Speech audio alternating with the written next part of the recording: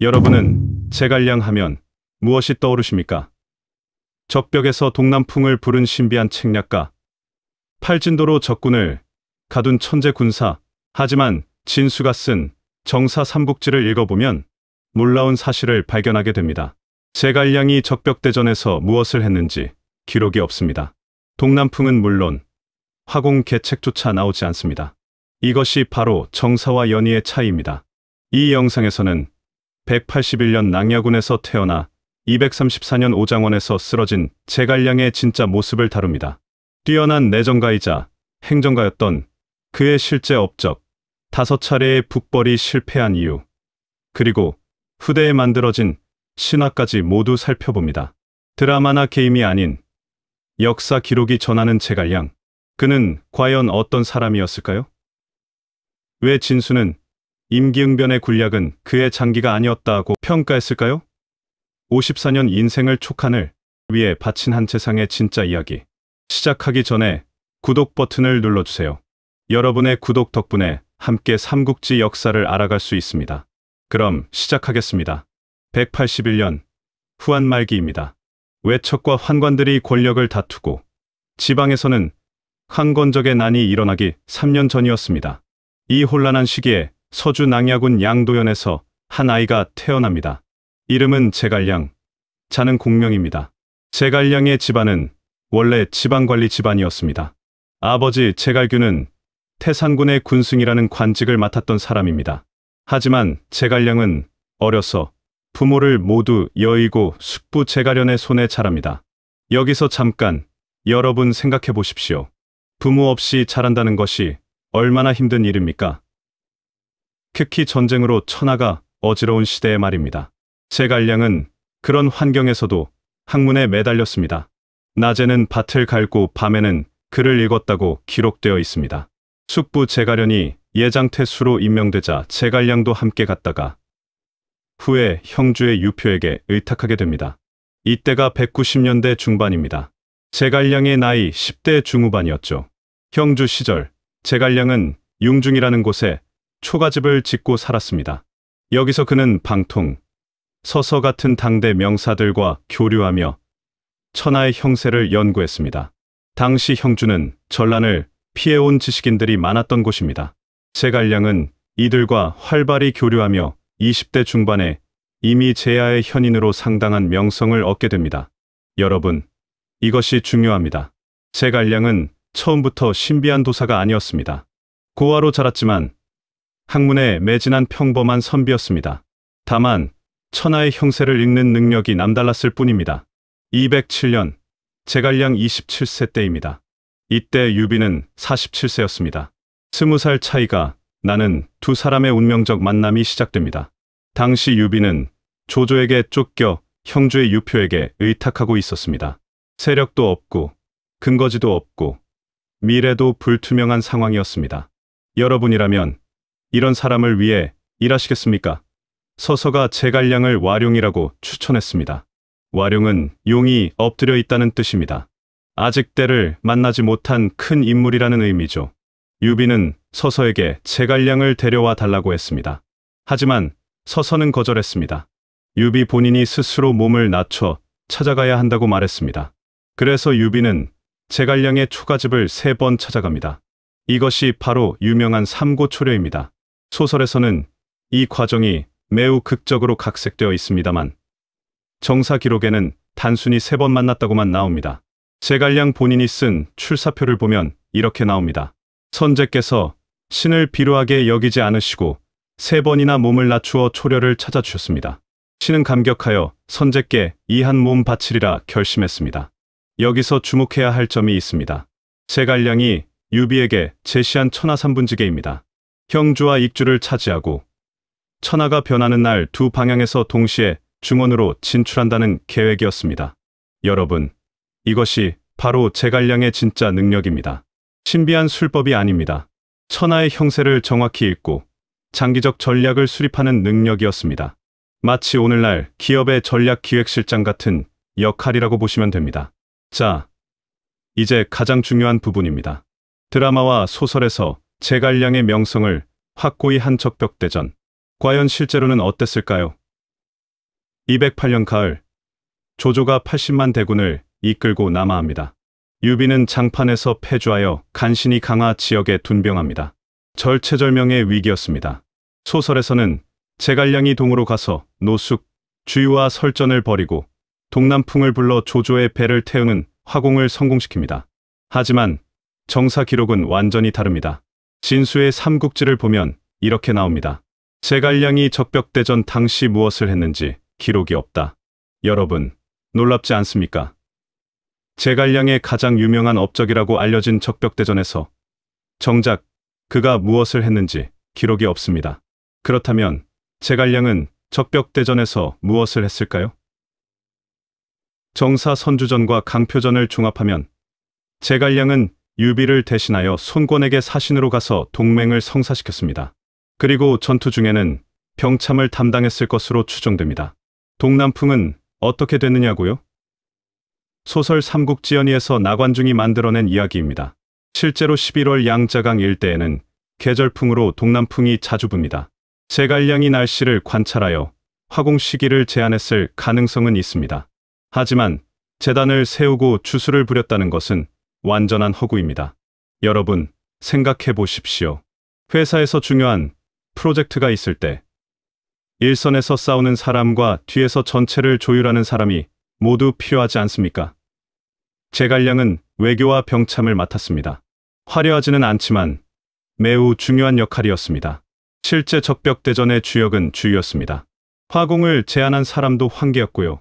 유비군은 패주하는 조조군을 남군까지 추격했다는 기록만 있습니다. 적벽대전 이후 제갈량의 주요 활동은 내정에 집중됩니다.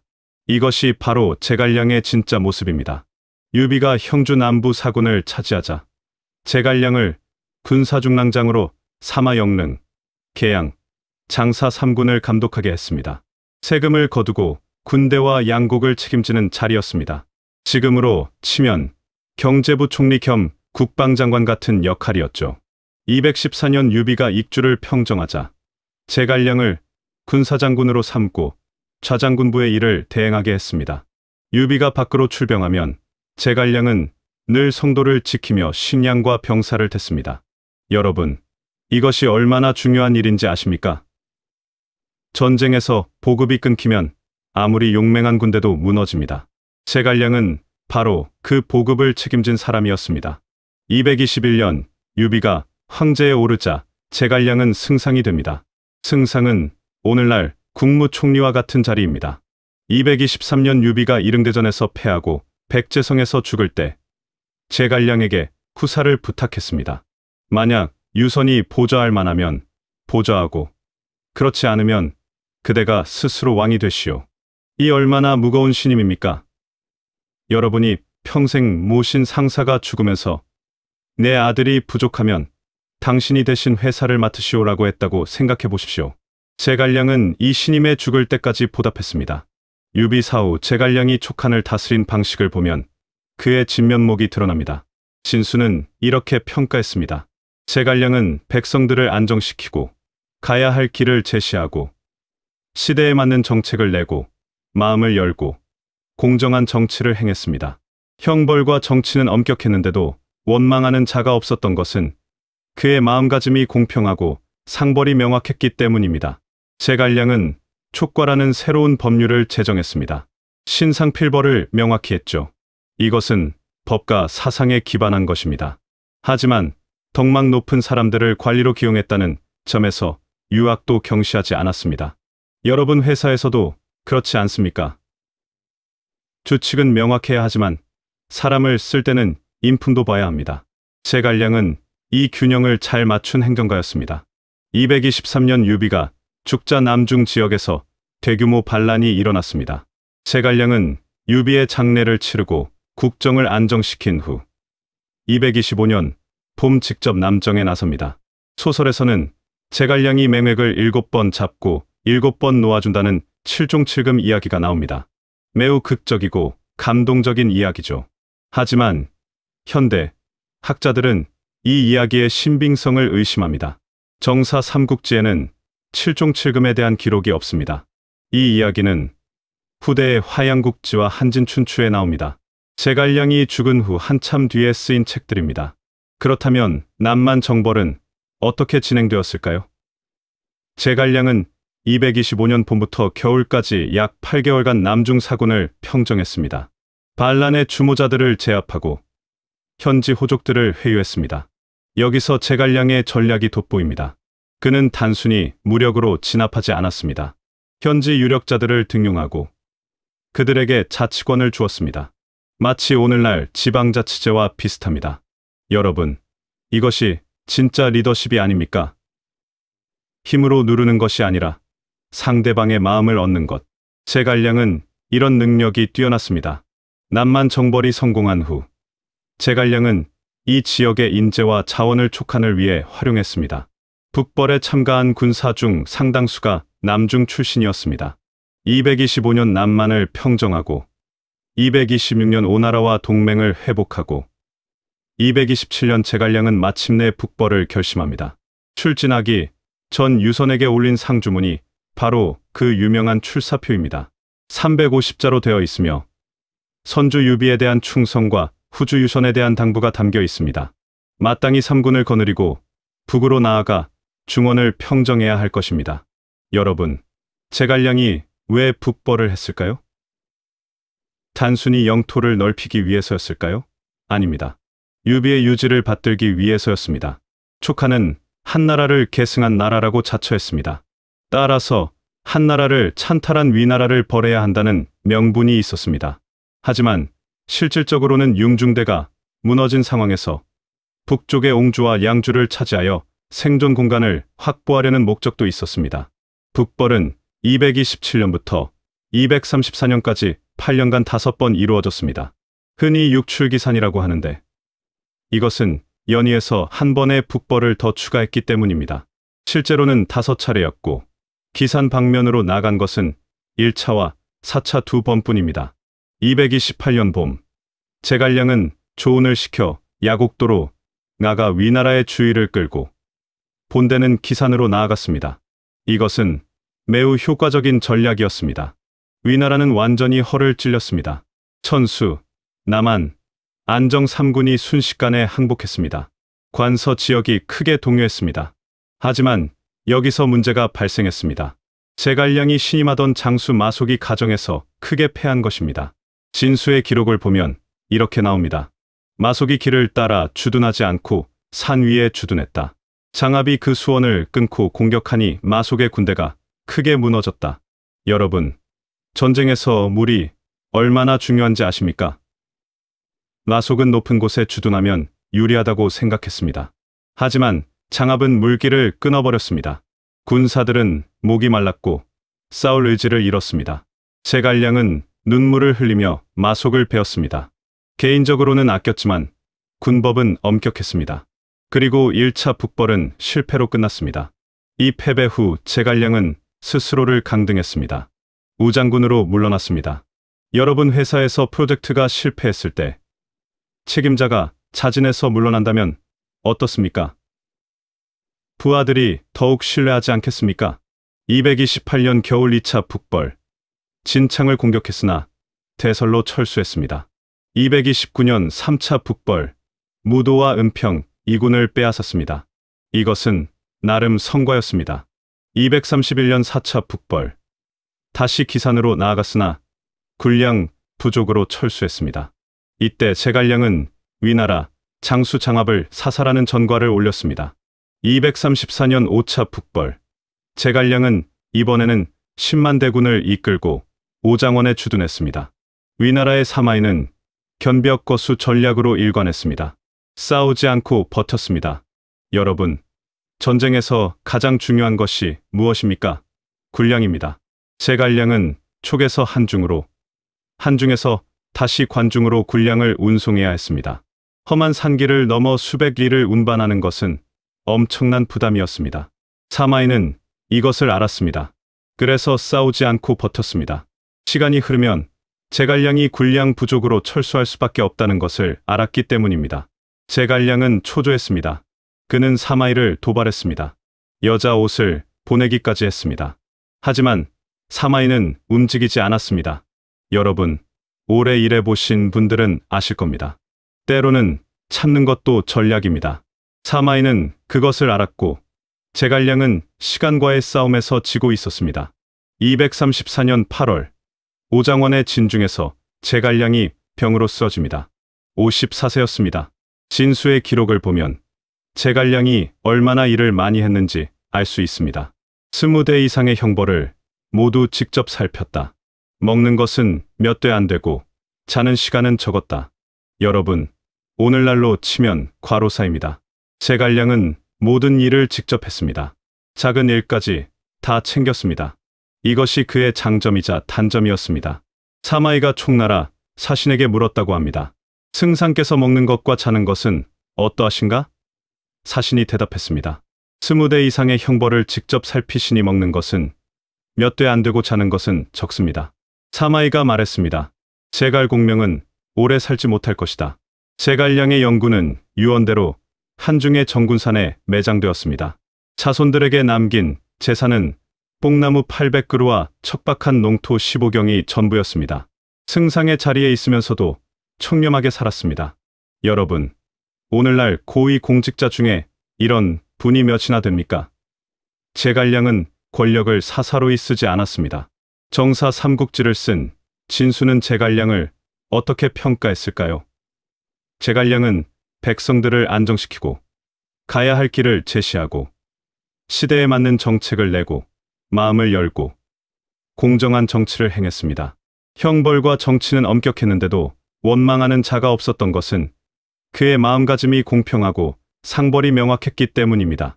그러나 매년 군사를 움직이면서 성공을 거두지 못한 것은 생각하건대 임기응변의 군략은 그의 장기가 아니었기 때문이 아닐까. 여러분, 이 평가가 얼마나 정확합니까? 제갈량은 내정과 행정에는 뛰어났습니다. 하지만 군사적 측면에서는 한계가 있었습니다. 삼국지연의에서는 제갈량을 화공과 반간계의 명수로 묘사합니다. 하지만 실제 역사의 제갈량은 8년간의 북벌 동안 화공을 사용한 적이 없습니다. 반간계 활용 빈도도 낮았습니다. 위원이 제안한 자오곡 계책을 거절한 것으로 볼 때 속공이나 야습 같은 위험 부담이 있는 작전도 선호하지 않았습니다. 전반적으로 전공법을 사용했습니다. 이것이 나쁘다는 것이 아닙니다. 제갈량의 성격과 철학을 보여줍니다. 그는 안전하고 확실한 방법을 선호했습니다. 조직을 책임진 리더로서 무리한 모험을 하지 않았던 것입니다. 하지만 전쟁에서는 때로 대담한 결단이 필요합니다. 제갈량은 이 부분에서 아쉬움이 남았습니다. 그렇다면 왜 제갈량은 후대에 거의 신처럼 떠받들어졌을까요? 첫째로, 그의 충성심 때문입니다. 힘을 다하여 죽을 때까지 최선을 다하고 죽음에 이르러서야 비로소 멈춘다. 출사표에 나오는 이 구절은 후대 유교 사회에서 가장 이상적인 신하의 모습으로 여겨졌습니다. 둘째로는 청렴했기 때문입니다. 승상의 자리에 있으면서도 재산을 모으지 않았습니다. 이것은 권력층의 부패에 익숙한 사람들에게 큰 감동을 주었습니다. 셋째는 14세기 나관중이 쓴 삼국지연의 때문입니다. 나관중은 촉한 정통론을 바탕으로 유비와 제갈량을 미화했습니다. 동남풍을 부르고 공성계로 적을 물리치는 신묘한 책략가로 그렸습니다. 하지만 역설적으로 이 신화화가 제갈량의 진짜 모습을 가렸습니다. 여러분, 생각해 보십시오. 제갈량의 진짜 위대함은 신비한 술법이 아니었습니다. 혼란한 시대에 한 나라를 안정시키고 공정한 정치를 펼치고 주군의 유지를 끝까지 지킨 것이었습니다. 자, 이제 마무리하겠습니다. 제갈량의 이야기에서 우리는 무엇을 배울 수 있을까요? 첫째, 전문성입니다.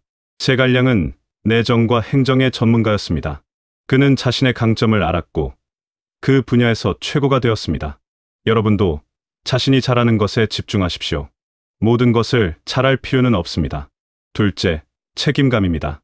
유비가 죽고 어린 유선이 남았을 때 제갈량은 도망갈 수도 있었습니다. 하지만 그는 끝까지 책임졌습니다. 여러분 직장에서도 마찬가지 아닙니까? 힘들 때 버티는 사람이 진짜 리더입니다. 셋째, 공정함입니다. 제갈량은 개인적으로 아끼던 마속도 군법에 따라 처벌했습니다. 공과 사를 구분했습니다. 오늘날 우리 사회에 가장 필요한 덕목이 아닐까요? 하지만 제갈량의 한계도 봐야 합니다. 그는 모든 일을 직접 했습니다. 부하들을 믿고 맡기지 못했습니다. 결국 과로로 쓰러졌습니다.